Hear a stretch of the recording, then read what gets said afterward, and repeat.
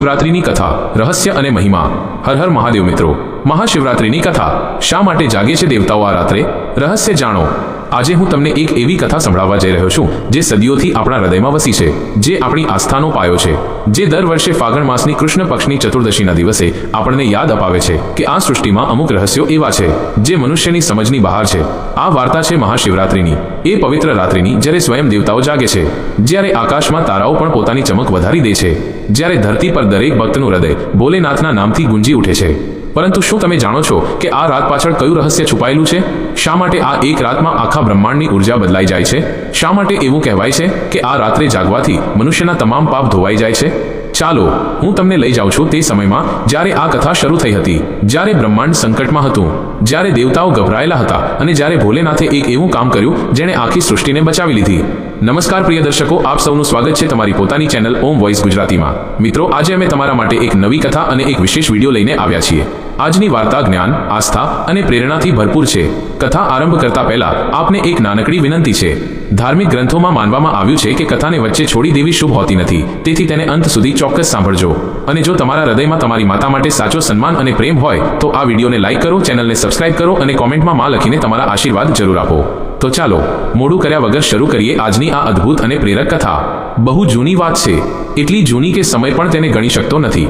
દેવતા અને અસુર બંને અમૃત મેળવવા માંગતા હતા, અમૃત જે તેમને અમર બનાવી દે, જે તેમને અજય શક્તિ પ્રદાન કરે। પરંતુ અમૃત ક્યાં હતું? તે છુપાયેલું હતું ક્ષીરસાગરના ઊંડાણમાં। દેવરાજ ઇન્દ્રએ સભા બોલાવી। દેવતાઓના ચહેરા પર ચિંતાની રેખાઓ સ્પષ્ટ દેખાતી હતી। બ્રહ્માજીએ કહ્યું, આપણે સમુદ્ર મંથન કરવું પડશે, અમૃત મેળવવાનો આ જ એક રસ્તો છે।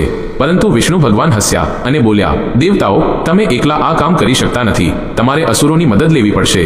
આ સાંભળીને બધા દેવતાઓ હેરાન રહી ગયા। અસુરો પાસેથી મદદ, જે તેમના દુશ્મન છે? પરંતુ વિષ્ણુ ભગવાનની વાતમાં ઊંડો અર્થ છુપાયેલો હતો। ક્યારેક જીત મેળવવા માટે દુશ્મનનો હાથ પણ પકડવો પડે છે। અને પછી શરૂ થયું તે મહાન સમુદ્ર મંથન।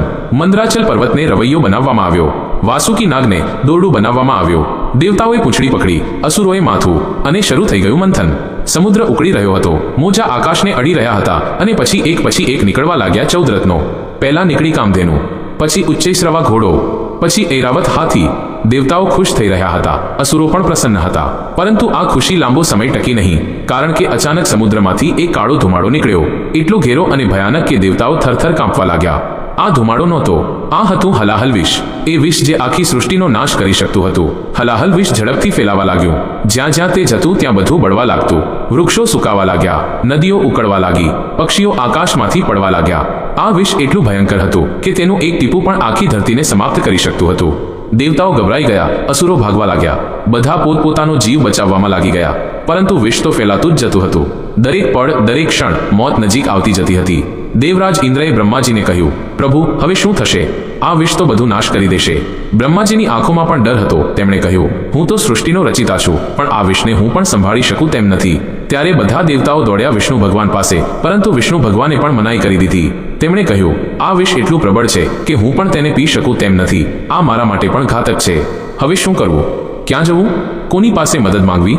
ત્યારે જ નારદ મુનિ પ્રગટ થયા। તેમના ચહેરા પર એક અજીબ શાંતિ હતી। તેમણે કહ્યું, દેવતાઓ, એક જ છે જે આ વિષને પી શકે છે, તે છે મહાદેવ ભોલેનાથ શંકર। બધા દેવતાઓ કૈલાશ તરફ દોડી પડ્યા। તેમની પાસે સમય નહોતો, દરેક પળ કિંમતી હતી। વિષ ઝડપથી ફેલાઈ રહ્યું હતું અને મૃત્યુ તેમનો પીછો કરી રહ્યું હતું। કૈલાશ પર્વત પર શિવ અને પાર્વતી બેઠા હતા। પાર્વતી શિવજીના વાળમાં ફૂલ સજાવી રહી હતી અને શિવ હસી રહ્યા હતા। કેટલું સુંદર દ્રશ્ય હતું, કેટલી શાંતિ હતી ત્યાં। પરંતુ આ શાંતિ ત્યારે તૂટી જ્યારે દેવતાઓ હાંફતા ત્યાં પહોંચ્યા। ઇન્દ્રએ આગળ વધીને કહ્યું, મહાદેવ, અમે સંકટમાં છીએ, હલાહલ વિષ આખી સૃષ્ટિને ગળી રહ્યું છે, તમે જ અમને બચાવી શકો છો। શિવજીએ ગંભીરતાથી પૂછ્યું, શું બ્રહ્મા અને વિષ્ણુ પણ આ વિષને નથી સંભાળી શકતા? બ્રહ્માજીએ માથું ઝુકાવીને કહ્યું, નહીં મહાદેવ, આ અમારી શક્તિની બહાર છે। તમે જ ત્રિદેવોમાં સૌથી શક્તિશાળી છો, તમે જ છો જે વિનાશના દેવતા છો, તમે જ છો જે વિષને પણ વશમાં કરી શકો છો।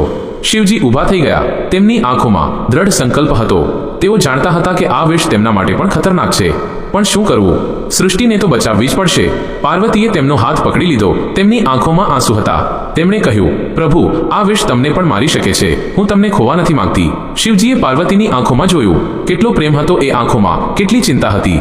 તેમણે હસતા હસતા કહ્યું, પાર્વતી, હું તારો શિવ છું. મને તારા પર ભરોસો છે. જ્યારે હું આ વિષ પીઉં ત્યારે તું મારા ગળાને પકડી લેજે. વિષને નીચે જવા દેતી નહીં. પાર્વતી સમજી ગઈ. તેણે આંખોમાં આંસુ સાથે માથું હલાવ્યું. પ્રેમ અને કર્તવ્ય વચ્ચે આ કેવો દ્વંદ્વ હતો. પણ પતિની આજ્ઞા તો માનવી જ પડશે. શિવજી સમુદ્ર કિનારે પહોંચ્યા. હલાહલ વિષ હવે પૂરા વેગથી વહી રહ્યું હતું.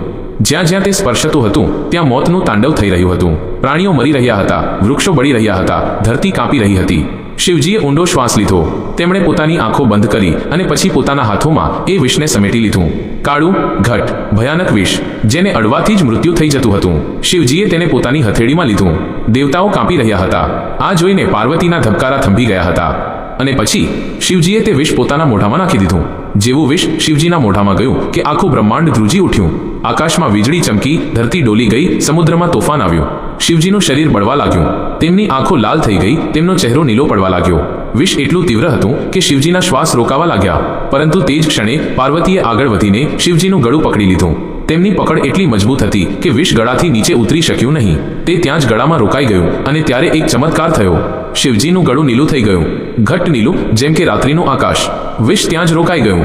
ગળામાં ના ઉપર આવ્યું, ના નીચે ગયું. શિવજીએ આંખો ખોલી. તેમનું ગળું હવે નીલું હતું. દેવતાઓએ રાહતનો શ્વાસ લીધો. વિષ ખતમ થઈ ચૂક્યું હતું. સૃષ્ટિ બચી ગઈ હતી. બધા દેવતાઓએ એક સાથે જયકાર કર્યો. નીલકંઠની જય હો, મહાદેવની જય હો. તે દિવસથી શિવજી નીલકંઠ કહેવાયા. તે જેમણે આખી સૃષ્ટિને બચાવવા માટે વિષ પી લીધું. જ્યારે શિવજીએ વિષ પીધું ત્યારે તેમનું શરીર અંદરથી બળવા લાગ્યું હતું. વિષ ભલે ગળામાં રોકાઈ ગયું હતું, પણ તેની અસર આખા શરીર પર થઈ રહી હતી. શિવજીને ભયંકર પીડા થઈ રહી હતી. પાર્વતી ગભરાઈ ગઈ. તેણે દેવતાઓને કહ્યું, શિવજીને ઠંડકની જરૂર છે, જલ્દી કરો, કંઈક કરો. દેવતાઓએ ગંગાજીને બોલાવ્યા. ગંગાજી શિવજીના મસ્તક પર વહેવા લાગ્યા. ઠંડી પવિત્ર ગંગા. પણ વિષની ગરમી ઓછી થતી નહોતી. ત્યારે ચંદ્રમા આગળ આવ્યા. તેમણે કહ્યું, મહાદેવ, મને આપના મસ્તક પર ધારણ કરો. મારી શીતળતા આપને રાહત આપશે. શિવજીએ ચંદ્રમાને પોતાના મસ્તક પર ધારણ કર્યા. થોડી રાહત મળી. પછી નાગોએ કહ્યું, પ્રભુ, અમને આપના ગળામાં લપેટી લો. અમે આપના ગળાને ઠંડક આપીશું. શિવજીએ નાગોને પણ પોતાના ગળામાં ધારણ કર્યા. પરંતુ વિષનો પ્રભાવ એટલો તીવ્ર હતો કે કંઈ પણ પૂરેપૂરું કામ કરતું નહોતું. ત્યારે બ્રહ્માજીએ કહ્યું, મહાદેવે ધ્યાનમાં જવું પડશે. ફક્ત ગહન ધ્યાન જ આ પીડાને શાંત કરી શકે છે. અને શિવજી ધ્યાનમાં ચાલ્યા ગયા. પરંતુ દેવતાઓને ડર હતો કે જો શિવજી ધ્યાનમાં રહેતા સૂઈ ગયા તો શું થશે? વિષ આખા શરીરમાં ફેલાઈ જશે અને શિવજીનું મૃત્યુ થશે. તેથી દેવતાઓએ નિર્ણય લીધો. તેમણે કહ્યું, આપણે આખી રાત જાગીશું. આપણે શિવજીની સ્તુતિ કરીશું, મંત્રો જપીશું, જેથી શિવજી પણ જાગતા રહે. આપણે તેમને સુવા દઈશું નહીં. અને તે રાત્રે બધા દેવતાઓ જાગ્યા. તેમણે શિવજીની સ્તુતિ કરી, ઓમ નમઃ શિવાયનો જાપ કર્યો, ઘંટ વગાડ્યા, શંખ ફૂંક્યા. આખી રાત દેવતાઓ જાગતા રહ્યા અને શિવજી પણ ધ્યાનમાં જાગતા રહ્યા. અને ધીમે ધીમે વિષની અસર ઓછી થતી ગઈ. સવાર થતા સુધીમાં શિવજી સ્વસ્થ થઈ ગયા. વિષ હવે તેમને કોઈ નુકસાન પહોંચાડી રહ્યું નહોતું. શિવજીએ દેવતાઓને કહ્યું, તમે મને બચાવ્યો. તમારી ભક્તિએ, તમારા જાગરણે મને જીવિત રાખ્યો. તેથી આજથી આ રાત વિશેષ થઈ ગઈ. આ મહાશિવરાત્રિ કહેવાશે. અને જે કોઈ પણ આ રાત્રે જાગીને મારી પૂજા કરશે તેના તમામ પાપ ધોવાઈ જશે. તેની તમામ મનોકામનાઓ પૂર્ણ થશે. પરંતુ મહાશિવરાત્રિ સાથે જોડાયેલી બીજી એક કથા છે. ઘણા સમય પહેલા જ્યારે સતીએ તેમના પિતા દક્ષના યજ્ઞમાં પોતાને અગ્નિમાં સમર્પિત કરી દીધા હતા ત્યારે શિવજી તૂટી ગયા હતા. તેમનું દિલ વિખરાઈ ગયું હતું. તેમણે સતીના શરીરને ઉપાડીને તાંડવ કરવાનું શરૂ કર્યું હતું. તે તાંડવ એટલું ભયંકર હતું કે આખી સૃષ્ટિ ધ્રુજી ઉઠ્યા. વિષ્ણુ ભગવાને પોતાના ચક્રથી સતીના શરીરને કાપવાનું શરૂ કર્યું, જેથી શિવજીનું તાંડવ અટકે. અને જ્યાં જ્યાં સતીના શરીરના અંગો પડ્યા ત્યાં ત્યાં શક્તિપીઠ બની ગયા. અંતમાં શિવજી કૈલાશ પર્વત પર આવી ગયા. પરંતુ તેઓ હવે પહેલા જેવા શિવ નહોતા. તેઓ ઉદાસ હતા, તૂટી ગયેલા હતા. તેમણે પોતાની આંખો બંધ કરી દીધી અને ધ્યાનમાં ચાલ્યા ગયા. હજારો વર્ષો વીતી ગયા. પરંતુ શિવજી ધ્યાનમાં જ રહ્યા. બીજી તરફ સતીએ હિમાલયના ઘરે પાર્વતીના રૂપમાં જન્મ લીધો. પાર્વતી બાળપણથી જ જાણતા હતા કે તેમને શિવ સાથે લગ્ન કરવાના છે. તેમનું આખું જીવન ફક્ત શિવ માટે જ હતું. પણ શિવ તો ધ્યાનમાં હતા. તેમને સંસાર સાથે કોઈ લેવા દેવા નહોતી. પાર્વતી રોજ કૈલાશ પર્વત જતા, શિવજી પાસે બેસતા, ફૂલ ચડાવતા, જળથી તેમનો અભિષેક કરતા. પણ શિવજીની આંખો ખુલતી નહીં. દિવસો વીત્યા, મહિનાઓ વીત્યા, વર્ષો વીત્યા, પણ પાર્વતી હાર્યા નહીં. તેમનો પ્રેમ એટલો ઊંડો હતો કે કોઈ પણ અવરોધ તેમને રોકી શકતો નહોતો. પછી દેવતાઓએ કામદેવને મોકલ્યા. કામદેવે પોતાનું પુષ્પ બાણ શિવજી પર ચલાવ્યું. શિવજીની આંખો ખુલી ગઈ, પણ તેઓ ક્રોધિત થઈ ગયા. તેમણે પોતાની ત્રીજી આંખ ખોલી અને કામદેવને ભસ્મ કરી દીધા. પાર્વતીએ આ બધું જોયું. તેમને સમજાઈ ગયું કે શિવજીને પ્રેમથી નહીં પણ તપસ્યાથી મેળવી શકાય છે. પાર્વતીએ તપસ્યા શરૂ કરી. પણ આ કોઈ સામાન્ય તપસ્યા નહોતી. આ એટલી કઠોર હતી કે દેવતાઓ પણ હેરાન રહી ગયા. પહેલા વર્ષે પાર્વતીએ ફક્ત ફળો ખાધા, બીજા વર્ષે ફક્ત પાંદડા ખાધા, ત્રીજા વર્ષે ફક્ત પાણી પીધું, ચોથા વર્ષે પાણી પણ છોડી દીધું. ઠંડા બર્ફીલા પવનો ફૂંકાતા હતા પણ પાર્વતી ત્યાં જ બેસી રહેતા. ઉનાળામાં સૂરજના તપતા કિરણો પડતા હતા પણ પાર્વતી હલતા નહોતા. વરસાદમાં પાણીની ધારાઓ વહેતી હતી પણ પાર્વતીનું ધ્યાન તૂટતું નહોતું. તેમના પિતા હિમાલય રડતા હતા. આ જોઈને તેમની માતા મૈના વિલાપ કરતી હતી પણ પાર્વતી અડગ હતા. તેમનું લક્ષ્ય માત્ર એક જ હતું, શિવ. હજારો વર્ષો વીતી ગયા.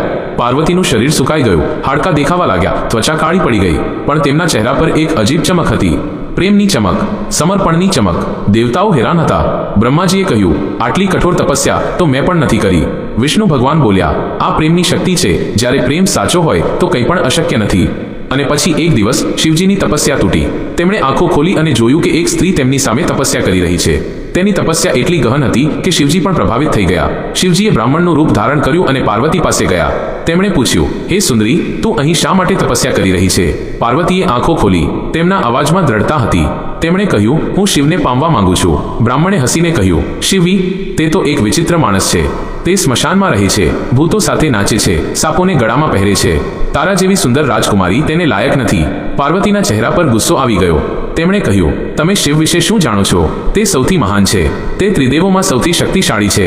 તે ભોળા છે, દયાળુ છે. તેમનાથી મોટું કોઈ નથી અને મારે તેમની સાથે જ લગ્ન કરવા છે, ભલે ગમે તે થાય. આ સાંભળીને શિવજી ખૂબ પ્રસન્ન થયા. તેમણે પોતાનું અસલી રૂપ બતાવ્યું. પાર્વતીના આંખોમાંથી આંસુ નીકળી આવ્યા. શિવજીએ કહ્યું, પાર્વતી, તે મને જીતી લીધો. તારા પ્રેમે, તારી તપસ્યાએ મને ઓગાળી દીધો. હું તારી સાથે લગ્ન કરીશ. અને પછી નક્કી થયા લગ્ન. પણ કયો દિવસ, કઈ તિથિ? બ્રહ્માજીએ પંચાંગ જોયું અને કહ્યું, ફાગણ માસની કૃષ્ણ પક્ષની ચતુર્દશી. આ સૌથી શુભ દિવસ છે. આ દિવસે શિવ અને શક્તિનું મિલન થશે. આખા બ્રહ્માંડમાં ખુશીની લહેર દોડી ગઈ. દેવતાઓ તૈયારીઓ કરવા લાગ્યા. હિમાલયે પોતાના આખા રાજ્યને સજાવ્યું. લગ્નની રાત આવી. તે પણ મહાશિવરાત્રિની રાત હતી. આખી રાત જશ્ન મનાવવામાં આવ્યો. દેવતાઓ જાગ્યા, ગંધર્વોએ સંગીત વગાડ્યું, અપ્સરાઓ નાચી. શિવજી જાન લઈને આવ્યા. તેમની જાન કોઈ સામાન્ય જાન નહોતી. તેમાં ભૂત હતા, પ્રેત હતા, નાગ હતા, ગણ હતા. બધા વિચિત્ર રૂપમાં હતા. જ્યારે મૈનાએ જાન જોઈ ત્યારે તે બેભાન થઈ ગઈ. તેણે વિચાર્યું, આ કેવો વરરાજો છે અને આ કેવી જાન. પણ પાર્વતી શાંત હતા. તેમને ખબર હતી કે શિવનું રૂપ નહીં, તેમનું હૃદય જોવાનું છે. લગ્ન થયા. શિવ અને પાર્વતીએ 7 ફેરા લીધા. તેમણે એકબીજાને વરમાળા પહેરાવી અને તેઓ બની ગયા અર્ધનારીશ્વર. અડધા શિવ, અડધી શક્તિ. તે રાત્રે આખું બ્રહ્માંડ જાગ્યું. બધાએ શિવ પાર્વતીના લગ્નનો જશ્ન મનાવ્યો અને ત્યારથી જ આ પરંપરા બની ગઈ કે મહાશિવરાત્રિની રાત્રે જાગવું શુભ છે. જાણો કેવી રીતે કરવી મહાશિવરાત્રિની પૂજા? શું છે સાચી વિધિ? સવારે વહેલા ઉઠો, સ્નાન કરો, સાફ કપડાં પહેરો. સંકલ્પ લો કે આજે આખો દિવસ વ્રત રાખીશું અને રાતભર જાગીશું. શિવલિંગને જળથી સાફ કરો, પછી દૂધથી અભિષેક કરો, પછી દહીંથી, પછી મધથી, પછી ઘીથી. દરેક વખતે મંત્ર બોલતા રહેવું, ઓમ નમઃ શિવાય. પછી બીલીપત્ર ચડાવો. ધ્યાન રાખો કે બીલીપત્ર 3 પાનવાળું હોય. તે ત્રિદેવનું પ્રતીક છે, બ્રહ્મા, વિષ્ણુ, મહેશ. પછી ધતુરો ચડાવો. શિવજીને ધતુરો પ્રિય છે. ફૂલ ચડાવો. આંકડાનું ફૂલ, કરેણનું ફૂલ, બોરના ફળ ચડાવો. શિવજીનો રસ ચડાવો. શિવજીને ભાંગ પણ પ્રિય છે, પણ તેનું સેવન સાવધાનીથી કરવું જોઈએ. ધૂપ દીપ પ્રગટાવો. ઘંટ વગાડો, શંખ ફૂંકો, રુદ્રાભિષેક કરો. પછી શિવની કથા સાંભળો. શિવ ચાલીસા વાંચો. શિવ તાંડવ સ્તોત્રનો પાઠ કરો. રાત્રે 4 પ્રહરમાં 4 વાર પૂજા કરો. દરેક પ્રહરમાં અભિષેક કરો. બીલીપત્ર ચડાવો. મંત્ર જપો. આખી રાત જાગો. ધ્યાન કરો. ભજન ગાઓ. શિવની મહિમાનું ગાન કરો. સવાર થતાં જ ફરીથી પૂજા કરો. પછી વ્રત ખોલો. બ્રાહ્મણોને ભોજન કરાવો. ગરીબોને દાન આપો. આ જ છે મહાશિવરાત્રિનો ચમત્કાર. આ જ છે તેનું રહસ્ય. આ હતી મહાશિવરાત્રિની પૂરી કથા. આ કથા સાંભળ્યા પછી તમારા મનમાં શિવ પ્રત્યે શ્રદ્ધા વધી ગઈ હશે. તમને એ સમજાઈ ગયું હશે કે શા માટે આ રાત આટલી ખાસ છે, શા માટે દેવતાઓ જાગે છે આ રાત્રે, અને શા માટે આપણે પણ જાગવું જોઈએ. હર હર મહાદેવ. જય ભોલેનાથ. ઓમ નમઃ શિવાય.